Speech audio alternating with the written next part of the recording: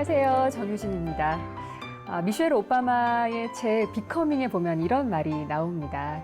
자신의 이야기를 하는 것, 자신의 목소리로 말을 하는 것, 그 자체로 힘이 된다. 오늘은요, 이렇게 엄마가 아닌 한 사람으로서의 이야기를 나누어 보려고 합니다.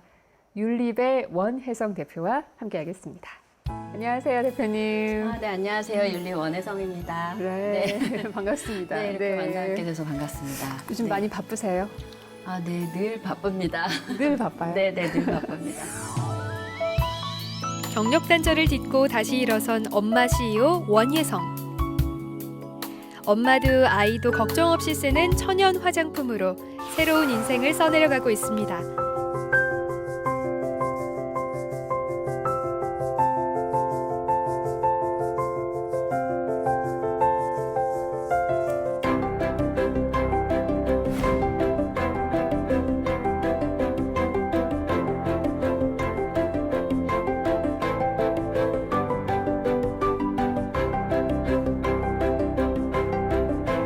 진심을 파는 엄마 CEO, 그 이야기를 들어봅니다.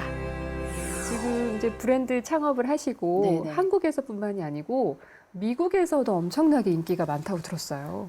네, 엄청난 것까지는 아니고요. 저희가 2018년도에 아마존 USA에 이제 입점을 하게 됐고, 그게 이제 그래도 미국에서 조금씩 이제 고객들의 반응이 있으면서 2년 정도 되다 보니까 소비자분들의 좋은 리뷰도 쌓이고, 그러다 보니까 그래도 좋은 평들을 많이 해주시는 것 같아요. 그러면은 이 천연 립스틱이라는 그 제품을 해야겠다라고 딱 결심을 하신 이유가 있었을 것 같아요. 딱 두 가지를 좀 크게 볼 수 있는 것 같아요. 이제 제가 워낙 피부가 예민해서 립스틱이나 화장을 바르지 못했고, 그리고 딸아이가 태어났는데, 딸아이들은 이렇게 기본적으로 본능적으로 엄마 립스틱을 가져가고 바르고 하더라고요. 아주 어린데도. 그래서 그걸 보면서 제가 혼자 결혼 전에 봤을 때는 그걸 느끼지 못했는데, 아이가 태어나서 보니까 본능적으로 제가 뺏게 되더라고요. 그걸 보면서 그럼 우리가 또 먹게 되고 여성이 평생 립스틱을 바르게 되는데 그 먹게 되는 립스틱이 과연 몸에 이로울까? 이런 고민. 그리고 아이가 이렇게 가져가는 립스틱이 과연 우리 아이들이 자라나는 아이들에게는 좋은 걸까? 이런 고민에서부터 시작되게 됐죠. 그러면 결국에는 이 창업을 하게 된 것도 어떻게 보면 아이가 있어서 네, 맞아요. 아이와 네네. 함께 고민을 하다 보니까 이런 아이템이 또 생겨난 그렇죠. 거겠네요. 네네. 맞아요. 그렇군요. 네. 어쨌든 엄마로서의 삶을 살면서 창업을 한다는 게 정말 어렵잖아요. 그쵸, 네. 네. 근데 어쨌든 그 창업의 과정이 좀 쉽지 않았을 텐데 네. 그 길을 좀 한번 말씀해 주시면 좋을 것 같아요. 창업을 하기까지의 과정도.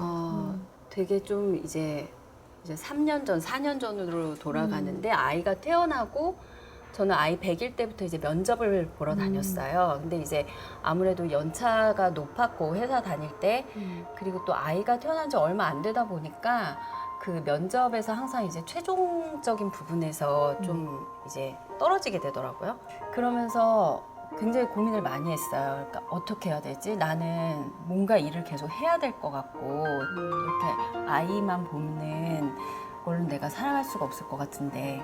그래서 이제 그때부터 계속 시도를 한 거예요. 많은 것들을 시도했어요. 뭐 면접도 많이 보러 다니고 또 다양한 시도를 해보고 하면서 결국에는 이제 제가 하고 싶은 걸 좀 해보자 이런 생각까지 이르게 된 거죠. 그러니까 창업을 막 당장 해야 되겠다 이런 건 사실 아니었어요. 경력이 좀 많으신 편이었잖아요. 그래도 네네네. 회사 일 좀 오래 하시지 않으셨어요? 네, 한 14년 정도 했죠. 근데 그렇게 경력이 있는데도 이렇게 재취업을 하는 게 어렵던가요? 그러니까 오히려 경력이 좀 높은 게 저는 취업의 장벽이었던 것 같아요.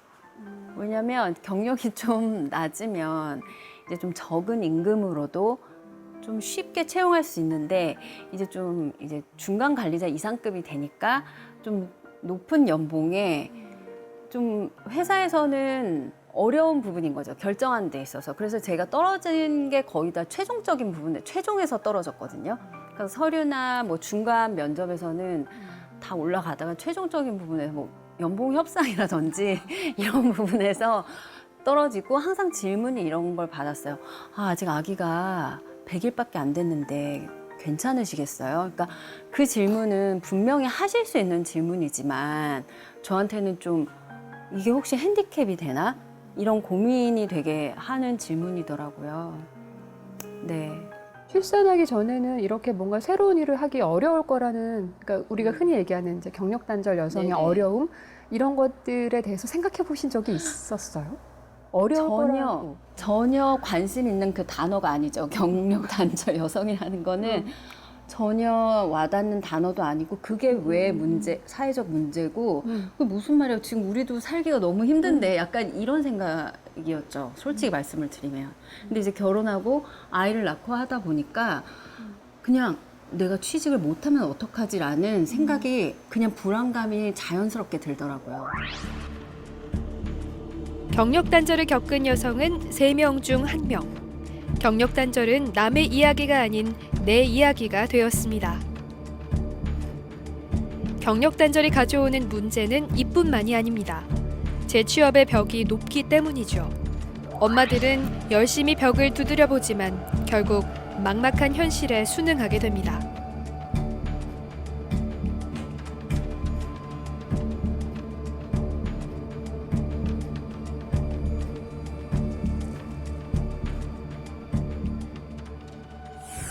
그러다 보니까 아기는 맨날 이제 삐약삐약 거리고 나는 그럼 이렇게 나의 인생이 여기서 이렇게 그냥 그동안에 그렇게 일한 건 뭐가 되는 거며 그런 고민이 너무 되고 우울증이 오는 찰나에 제 친구가 이제 제가 뭐 이것도 하고 싶고 저것도 하고 싶고 이런 거를 아는 친구가 한 명 있었어요. 그 친구가 저한테 혜성아 너 이렇게 뭐 구글이라는 구글 캠퍼스에서 뭐 이렇게 엄마 창업과 뭐 이런 엑셀레이팅을 모집하는데 한번 지원해봐 그러면서 그 링크를 보내줬어요. 근데 그게 그래서 뭔지도 잘 모르고 일단은 뭐라도 나에게 돌파구가 된다면 해보자. 그래서 제가 생각했던 그때 아이템을 막 써서 냈어요. 근데 그게 이제 된 거예요. 그러면서 그게 시작이 돼서 어떤 저의 창업의 첫 발을 내딛게 되었고 그렇게 한 2달, 3달간 정도를 창업에 관련된 전반적인 것을 교육을 받은 거죠. 그러면서 이제 저의 어떤 돌파구가 생긴 거예요. 일주일에 한 번씩 그 구글 캠퍼스에 가서 교육받는 시간. 네. 아이 유모차 끌고 가서 교육을 받으면 저희가 교육받을 때 아이를 앞에 풀어놓으면 베이비시터 분들이 계세요.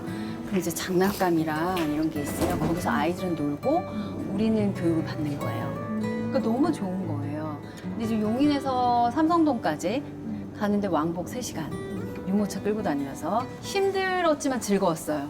근데 이렇게 다니면서 지하철에서 다행히 아기가 낯가림이 없어서 뭐 할머니들이 또 아기 보면 또 귀엽다 귀엽다 해주시잖아요. 그러면서 되게 막 그럼 애도 막 깜빡깜빡 웃고 하면서 이제 그 시간이 저한테는 엄청난 도전이자 리프레시 되는. 그래서 그 전날 항상 불안해요. 내일은 어떻게 가야 되지 또. 근데 갔다 오고 나면 내가 뭔가를 했구나 하는 뿌듯함. 그게 이제 저의 좀 첫발이 된 거죠. 1년을 고민하며 준비한 천연 립스틱. 반응은 뜨거웠습니다. 첫 펀딩부터 6번째 펀딩까지 완판. 착한 화장품으로 입소문이 나기 시작했죠. 경력 단절 여성의 반란은 그렇게 시작됐습니다. 창업을 준비하며 겪은 숱한 시행착오. 피와 살이 되어 그를 여기까지 오게 했습니다. 대표님이시잖아요, 지금. 뭐 네네. 어쨌든 한 회사를 이끌어가는 네네. 대표가 되려면 우리가 흔히 생각하기로는 좀 리더십도 좀 있어야 될 것 같고 막 제가 보기에도 대표님 되게 도전 정신 많으신 것 같거든요. 대표님 스스로 생각하기에 어떠신 것 같으세요? 무모한 도전은 잘 안 하는 편이에요. 그리고 두려움이 또 되게 많은 성격이거든요. 근데 창업은 저한테 진짜 무모한 도전이었어요. 막 도전하기에는 나이가 제가 있었거든요. 만약에 20대였다면 한번 해보자. 아니면 말지 이랬을 수도 있겠지만 아기도 낳았고 그때 제가 30 중반의 나이를 넘어가는 시간이었기 때문에 뭔가를 막 도전하기엔 너무 불안한 나이인 거죠. 되게 희한하게도 도전하고 싶었던 이유는 두려움 때문이었어요. 그러니까 두려움이 저를 끌고 온 것 같아요, 초기에. 그러니까 이렇게 나의 경력이 끝나면 어떡하지? 이렇게 나의 인생이 만약에 여기서 사실 그 일은 안 한다고 해서 인생이 끊기는 건 아니잖아요. 근데 그게 너무 두려웠어요. 그게 너무 두려워서 뭐라도 해야 된다라는 거를 계속 스스로가 막 그러니까 막 찾아다닌 거예요. 그러니까 두려움이 저를 사실은 그 초기의 도전을 이끌 수 있었던 거거든요. 네, 그러니까 뭐 하나 내 성격이 좀 약간 약한 부분이 있더라도 그게 꼭 단점은 아니더라고요. 전 두려움이 많은 저의 성격이 단점이라고 생각했거든요. 근데 오히려 창업을 끌고 올 수 있었던 것 같아요. 네. 몰라 그랬는데 너무 글로시해서 이게 나중에 문제였단 말이지. 약간 매트라인으로 더. 약간 마이젬도 그렇고. 네. 아, 이건 팥죽이네요. 다를 수 있죠.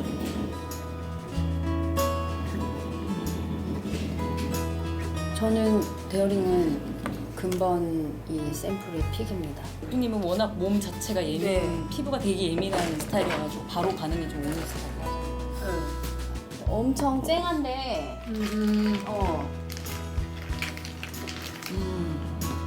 저는 그걸 쓰면 네. 약간 좀 간지럽거든요. 그럴 것 같아요. 네, 엄청 조금 간지러워요. 겉에가. 이런 현강 계열은 타르 계열 색소가 높기 때문에 여성들의 피부에 좋지 않고 잘 안 지워져요, 진짜. 보면. 네. 그래서 아이들 키우는 집은 이런 컬러는 진짜 좀 주의하셔야 될 것 같아요. 일단 무슨 일을 새롭게 특히나 창업을 시작한다는 것 자체는 저 안에서 알을 깨고 나올 만한 진짜 용기가 너무너무 필요했고요. 제 취업과는 또 다른 영역이니까요. 그러니까 전에 했던 일들이 분명히 도움이 됐지만 이렇게 창업이라는 거 그리고 뭔가 제품을 없는 거에서 무에서 유를 만들어내는 거는 또 다른 문제더라고요. 그러면서 이제 뭐 국가지원센터나 이런 데도 두들겨 보고 그러면서 1인 창조 업체를 시작을 하면서 좀 나의 아이템이 그래도 조금 인정을 받나? 거기부터 저는 시작을 했던 것 같아요. 처음에 아주 작게. 저희 부모님은 제가 창업하는 걸 좋아하지 않으셨어요. 왜냐면 아빠가 사업을 했다가 좀 IMF 이후에 안 좋은 경험이 있어서 저희 엄마는 그냥 회사원이 최고다. 회사로 다시 들어가라. 아기는 내가 봐줄게. 그런 주의셨고 그래서 초기에 제가 창업하는 과정에 있어서도 엄마가 별로 얘기를 안 하셨어요. 근데 이제 남편은 그래 뭐 해봐라 응원한다 이런 격려의 말 그리고 그 외의 것들은 그냥 혼자 다 준비한 거예요. 네. 그리고 주변에 이제 엄마 창업가 준비하시던 분들이 많이 도와주셨어요. 뭐 초기에 디자인을 잡는 거라던가 뭐 택배 쌀 때라던가 이런 것들은 진짜 주변에 그 엄마 창업가 분들이 많은 도움을 주셨어요. 진짜 아이코닉하고. 근데 내가 하나 약간 걱정되는 건 약간 보면 립스틱 블리쉬 심지가 조금 뭐 그건 사실 작업이 어느 정도 되면 우리 쪽에서도 가능한 일이긴 한데 그것도 한번 물어볼게요. 네. 아니 뉴질랜드 도착한 아 오케이. 네. 그리고 우리 그것도 정관도 네, 미국으로. 정가인데 네, 지금 미국으로. 알래스카에 있습니다. 그러니까 저희 다 모두, 그러니까 미국에 있는 저희 직원이나 한국에 있는 직원, 저까지 모두 다 아기 엄마들인데, 그러니까 재택근무를 하면서 좀 효율적으로 일을 하고 있는 편이거든요. 그래서 저희는 그때부터 이제 화상회의를 해와서 이거에 대한 큰 불편함을 몰라요, 사실은. 저희가 사실 뭐 꼭 그렇게 사람을 뽑아야 되겠다고 하고 뽑은 건 아니었어요. 근데 이제 만나서 얘기하게 되고 또 하다 보니 그렇게 이제 처음에 3명, 그러니까 처음에 저 1인으로 시작을 했고 그 다음에 이제 3인, 3명이 된 거고 당연히 더 서로 이해되는 부분이 많죠. 뭐 갑자기 일을 하는데 애가 막 응급실을 가야 된다. 이런 경우들 있잖아요. 그런 거에 대해서 서로 되게 많이 배려가 되는 부분이고 그런다고 해서 뭐 업무량이 다른 일반 뭐 굳이 비교하면 남성들이나 아니면 일반 출퇴근하는 회사들에 비해서 저희가 업무 강도가 떨어지느냐 절대 그렇지 않거든요. 오히려 더 집중도 있게 더 몰입해서 하고 업무 강도가 저희가 그래도 높은 편이에요. 네.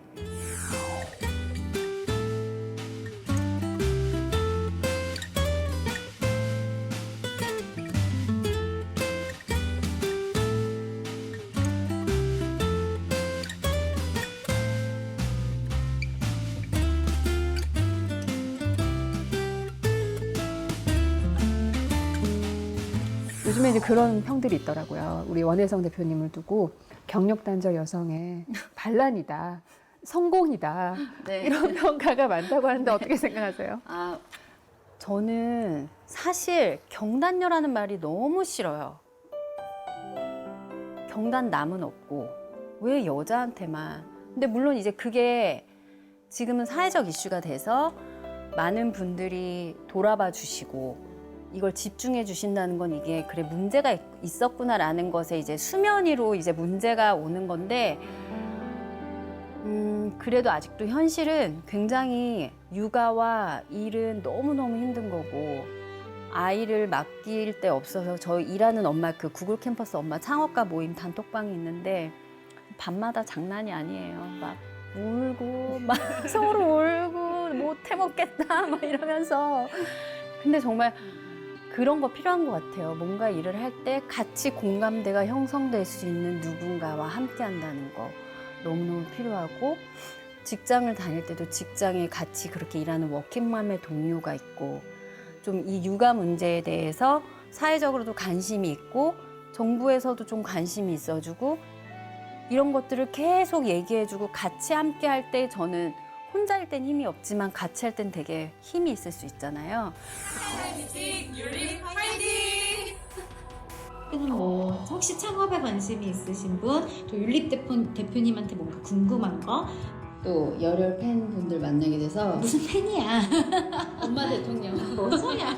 엄마 대통령 만나게 돼서 네. 아 너무 반갑습니다. 근데 우리 화면으로 보니까 진짜 너무 반갑다. 진짜 속죄하네요. 네. 다크서클이 코까지 내려왔네요.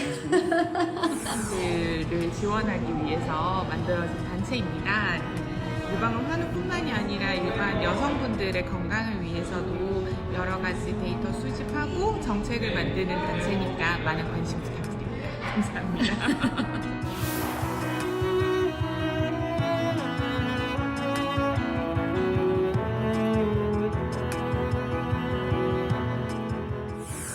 그럼 반대로 대표님, 내가 창업을 다시 한다면 네. 아, 난 이거는 정말 안 하고 싶어. 이거는 안 할 거야 라고 생각하는 건 있으세요? 결혼을 하고 아이를 낳고 창업을 다시 하라 그러면 못 할 것 같아요. 못 할 것 같아요. 하지만 제가 만약에 결혼도 안 했고 그냥 결혼의 문제가 아니다. 아이가 태어나지 않았던 그런 어떤 되게 홀가분한 저의 몸의 상태였으면 한 번쯤은 또 창업을 해도 괜찮을 것 같지만 내가 다시 그때 똑같은 상황으로 돌아가서 하라 그러면 못할 수도 있을 것 같아요. 왜냐면 회사에서의 경력과 창업은 정말 다른 길이더라고요. 그러니까 너무 몰라서 할 수 있었던 것 같아요. 단계 너무 몰랐어. 그래서 단계 하나 넘어서 하나 넘었냐면 또 새로운 문제 발생. 그럼 이건 또 어떻게 해야 되지? 그거를 하나하나 해결하는 것을 만약 그 단계를 내가 알았다면 할 수 있었을까? 그런 생각이 되게 많이 들어요.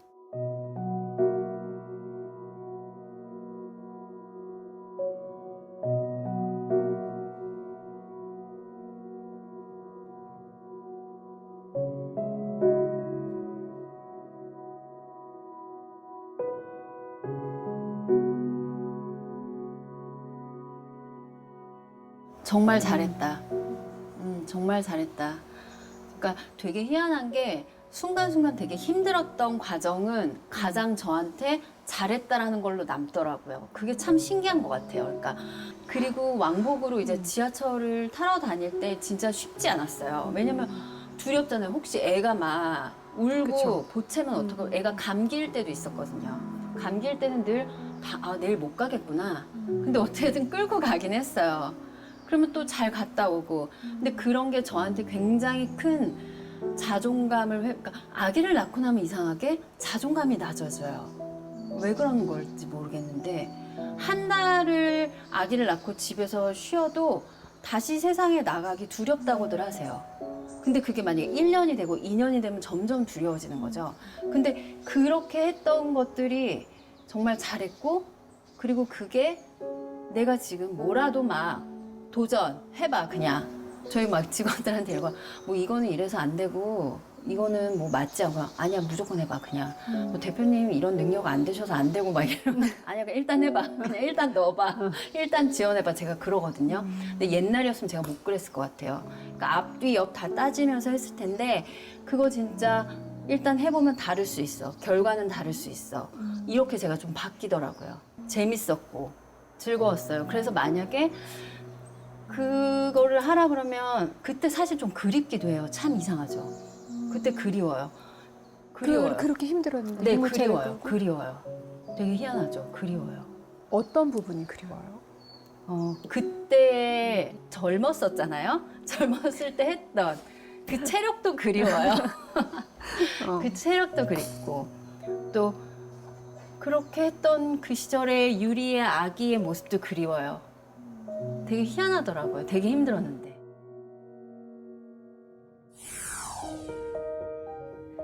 어떤 행복과도 바꿀 수 없는 아이가 생기고 엄마가 되었습니다. 엄마가 되는 건 왜 그리 어려운지 나를 갈아 넣어야 했죠. 하지만 엄마라는 이름을 포기할 수 없듯 내 삶을 놓을 수 없었습니다.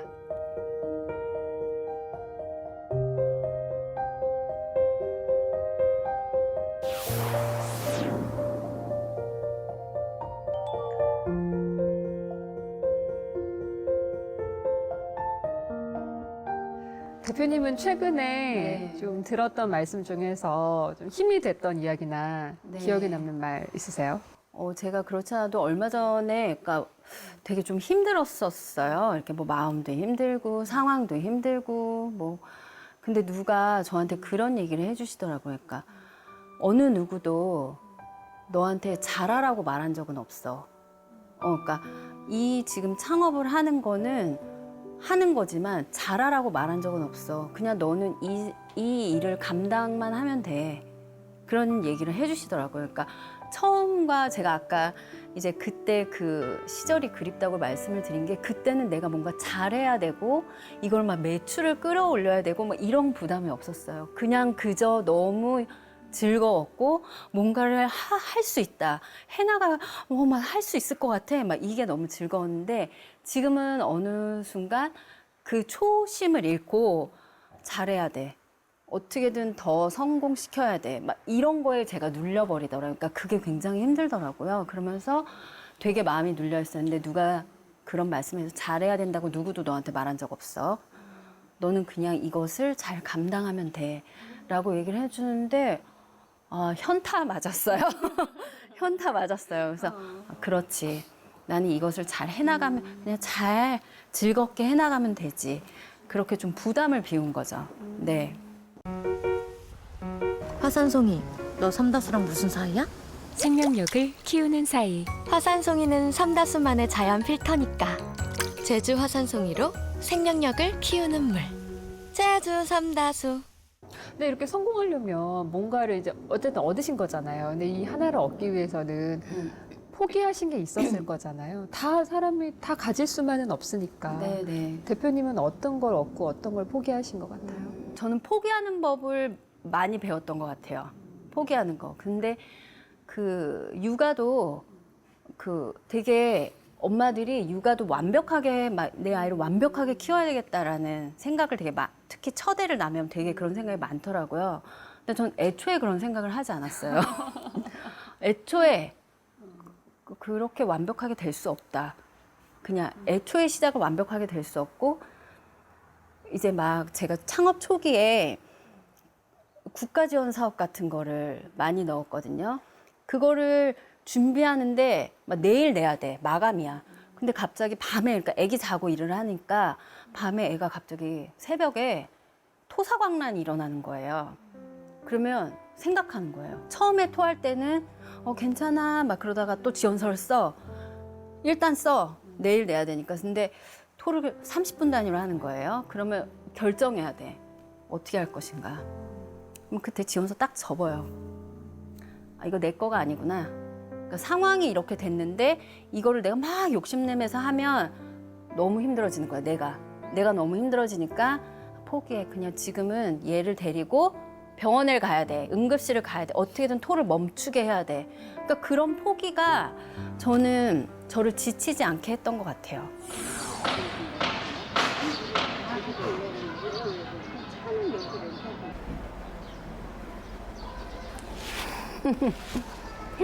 유리야. 안녕하세요.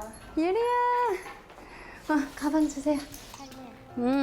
너 원래 어디 있어, 엄마 차? 오늘은 우리 촬영차 탈 거야. 그래서 유리 놀이터에서 노는 모습도 촬영하신대. 무슨 차지?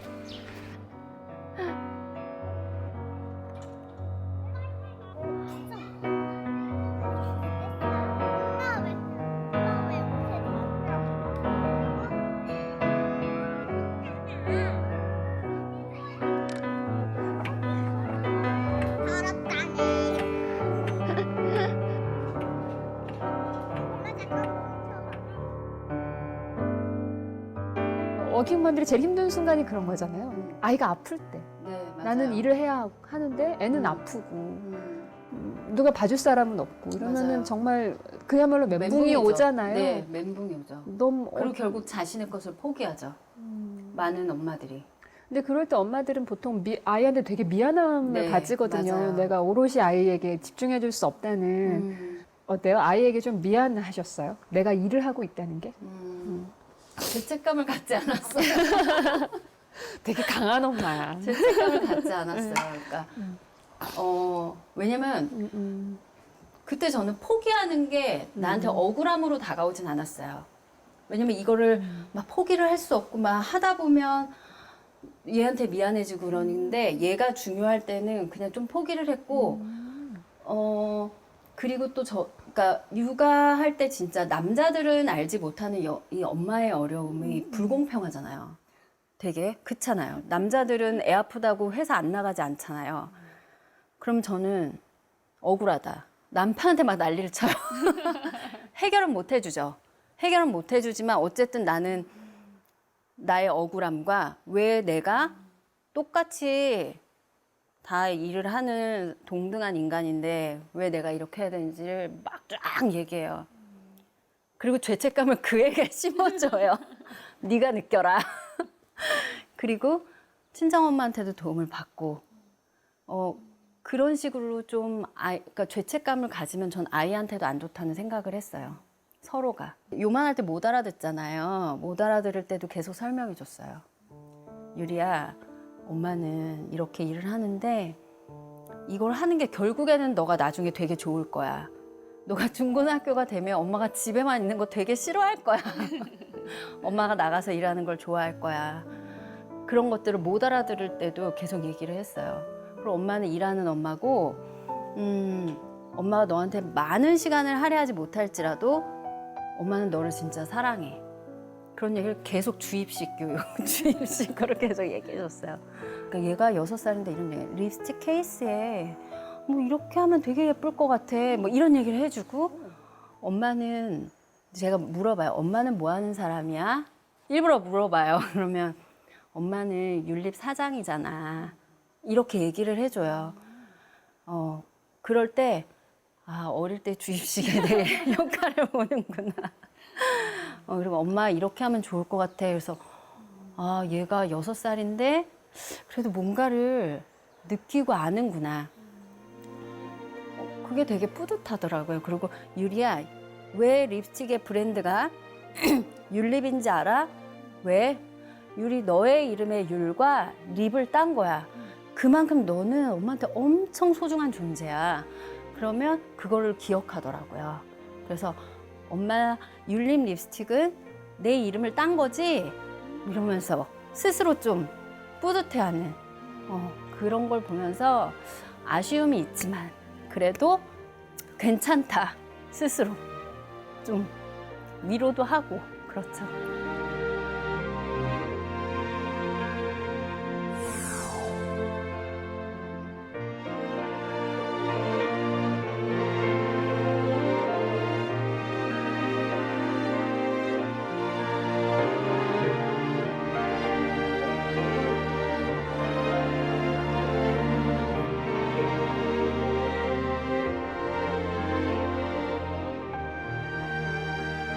나중에 유리가 컸을 때 이제 저에 대해서, 엄마에 대해서 누군가한테 표현할 때 좀 이렇게 얘기를 해줬으면 좋겠어요. 그러니까 우리 엄마는 되게 바빠요.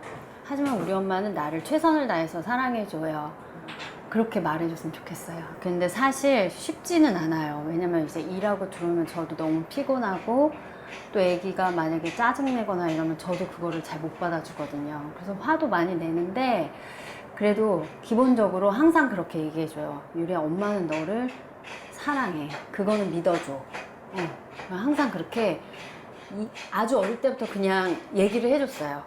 저희 세대가 약간 과도기인 것 같아요. 어떤 여성의 뭔가 문제들이나 그런 것들이, 억압되었던 문제들이 많이 또 사회로 표출이 되기도 하고, 그동안은 어떤 여성을 결혼하면 육아와 가사에만 좀 하고 뭔가 일을 하려고 하면 되게 어려운 난관들이 많았잖아요.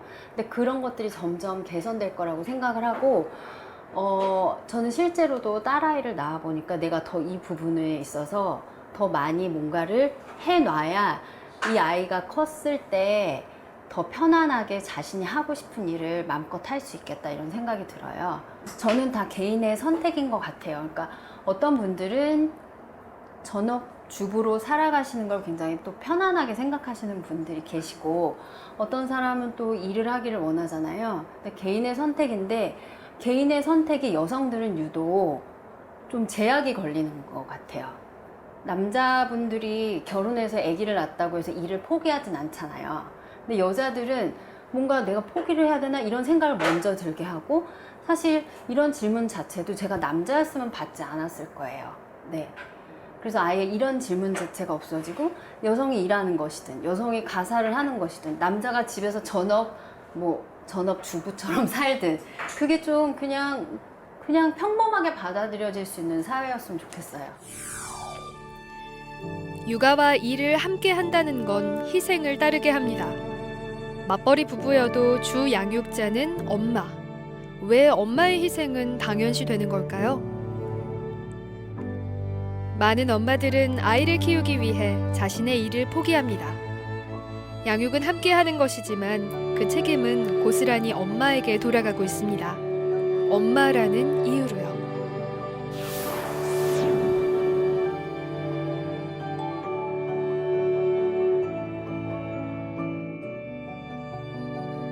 그렇죠. 우리 대표님도 일을 하고 계시지만 이 시대의 엄마로도 살고 계시잖아요. 네. 이 시대의 엄마로서 산다는 거, 뭐 아니면 일하는 엄마로서 산다는 거, 어떤 걸 가장 많이 감내해야 한다고 생각이 들어요? 저는 좀 불량 엄마인 것 같아요. 보통 엄마들이 막 인스턴트 음식도 잘 안 사주고 그러잖아요. 근데 저는 바쁘면 막 사서 먹이고, 먹어, 괜찮아, 다 나중에 학교 가면 다 먹어, 막 이러면서, 물론 유기농 좋은 것도 먹이지만 진짜 못하겠을 때는 그냥 사서 먹여요. 먹이고, 괜찮아, 맛있지, 조미료의 맛이야, 막 이러면서. 그러니까 조금 이 시대의 엄마들은 아는 것도 너무 많고 정보도 많으니까 더 막 얘를 막 이렇게 키워야 돼, 이게 너무 많은 것 같아요. 근데 옛날에 우리 어머니들은 애들 12명인데도 알아서 커라 그래도 막 잘 컸잖아요. 막 흙 주워 먹어도 잘 컸고. 그러니까 약간 저는 제 스스로가 그래도 잘 컸잖아. 우리나라 잘 이끌어 오셨잖아, 다들. 그런 생각을 좀 가지고 있고, 근데 조금 풀어줘도 될 것 같아요. 조금 나 자신을 위해서. 나를 위해서, 애를 위해서가 아니라 나를 위해서. 그러니까 결국 사람은 자식을 위해서도 그렇고 무엇인가를 위해 계속 희생만 하면 우리 인간은 그게 오래 못 가는 것 같아요. 무언가를 위해 계속 나만 퍼가면서 하면, 물론 그게 되는 게 엄마지, 엄마의 모성애인데, 그래도 엄마들이 나중에 허무해하시잖아요. 내가 너를 어떻게 키웠는데, 이런 말도 엄마들이 많이 말씀하시잖아요. 저도 맨날 듣고. 내가 너를 어떻게 내가 키웠는데. 너를 어떻게 키웠는데 네가 나한테 이러는데, 자식들은 다 그런 존재잖아요. 그러니까 엄마들은 그런 말을 안 하게끔 조금 놔도 될 것 같아요. 조금 나를 풀어놔도 오히려 자식한테 나중에 내가 너를 어떻게 키웠는데 네가 나한테 이러니 말을 안 하는 게 더 낫죠. 자식 입장에서도. 근데 일단 엄마들, 저를 비롯해서 많은 엄마들이 뭔가 하나를 새롭게, 큰 게 아니더라도 작은 거 하나라도 시도를 하면 내 기분이 되게 좋아져요. 그게 제가 시도했던 게 운동이었고, 하다못해 요 앞에 좋은 데 가서 밥 한 끼를 먹어도 기분이 되게 좋아져요. 그러니까 나를 조금만 챙겨도 그 챙기는 게 아이한테 못 해준다는 건 아니잖아요. 그러니까 그런 부분, 작은 거라도 좀 하면 좋을 것 같고.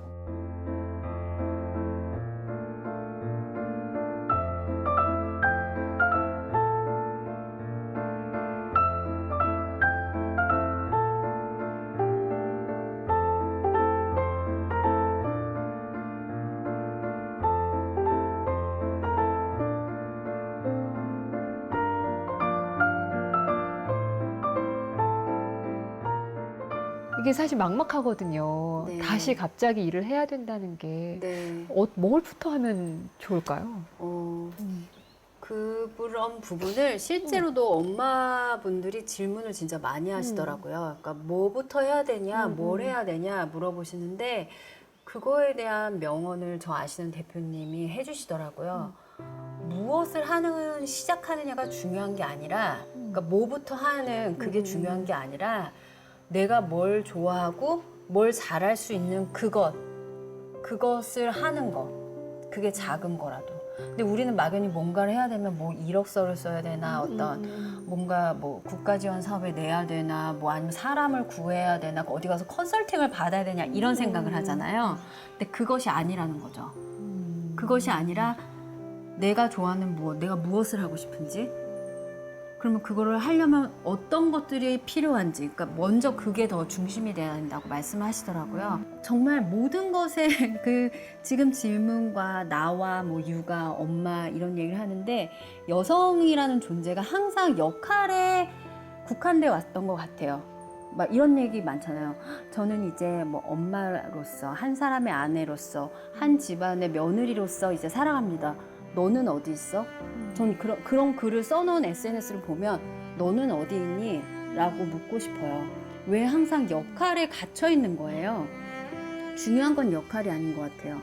그러니까 뭘 하면 되냐도 비슷한 영역인 거죠. 그러니까 더 중심, 내가 뭘 좋아하고 내가 뭘 잘할 수 있는 그 시작부터, 그러면 뭘 하나씩 해나가야 되지? 그게 더 중요한 것 같아요. 네. 우선은 내가 좋아하는 것, 내가 네. 잘할 수 있는 거를 찾아내는 것, 네. 그것부터 시작을 하면 네. 좋겠다. 근데 내가 좋아하고 잘하는 게 그게 창업의 아이템이 되느냐, 또 그거는 아니에요. 네.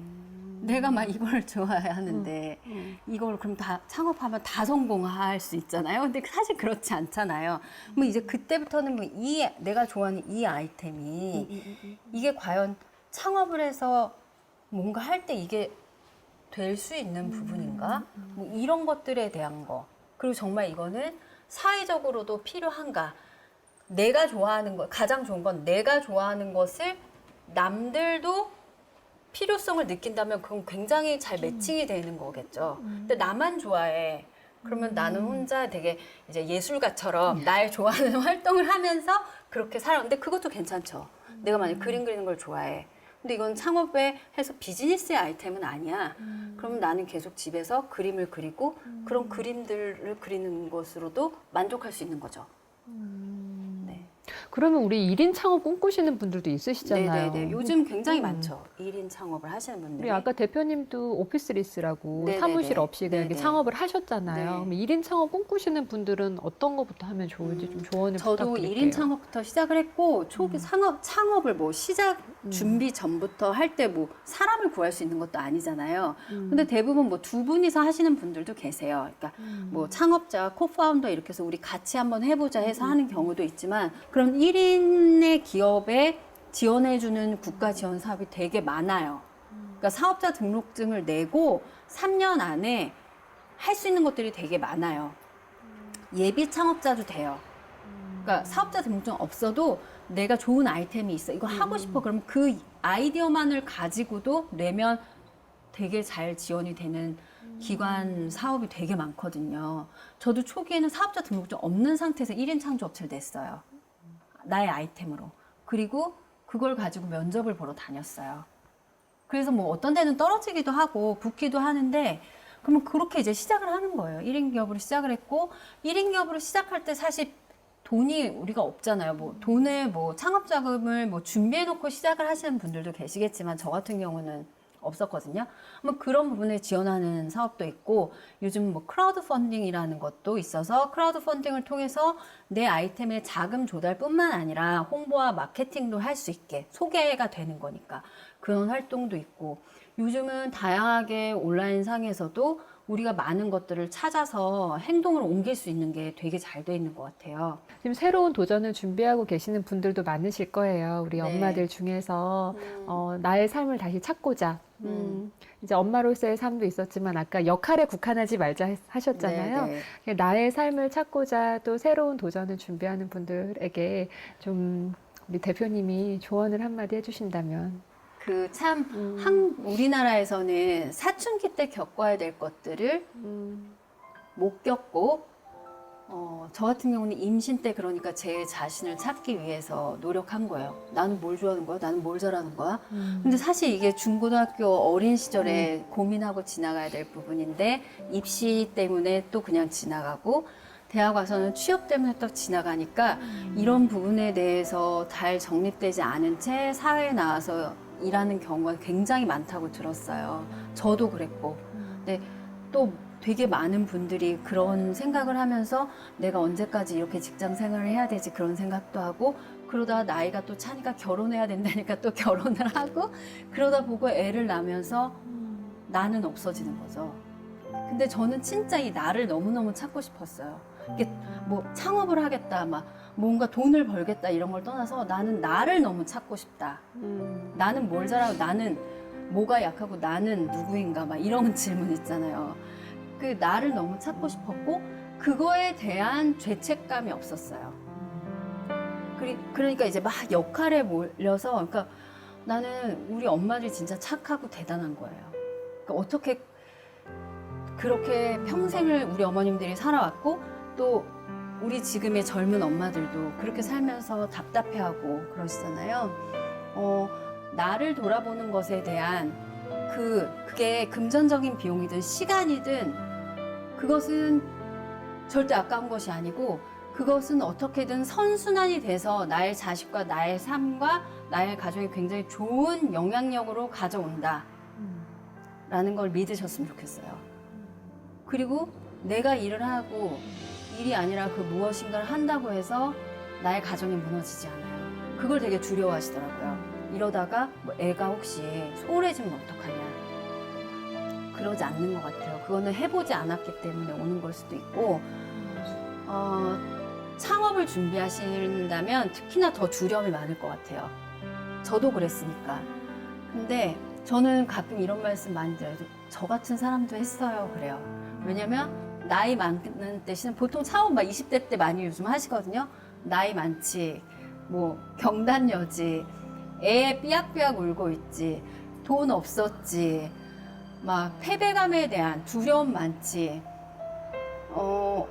되게 최악의 조건 아닌가요? 근데 저 같은 사람도 했거든요. 그러니까 그 작은 시작을 하는 것에 그 작은 발걸음이 사실은 되게 작지 않은 걸 수 있거든요. 나라는 사람과 나의 삶을 생각한다면 그 작은 발걸음이 되게 큰 변화를 이끌어올 수 있는 것 같아요. 모든 건 되게 작은 것부터 시작하는 것 같아요. 그래서 그 작은 거라도 조금이라도 내가 혼자 그것을 생각하기 어려웠다면 저 같은 경우는 제가 산후우울증으로 어려울 때 제 친구가 건넸던 그 링크 하나 되게 작은 거잖아요. 그러니까 큰 것부터 시작되는 게 아니에요. 작은 거 하나. 내가 하고자 하고 내가 뭔가 강한 열망이 있다면 좀 주변에서도 그렇게 뭔가 하나씩 던져줘요. 너 되게 뭔가를 찾았잖아. 내가 어디서 봤는데 너 이거 해봐. 이렇게 하나 던져주는 그 시작. 그런 게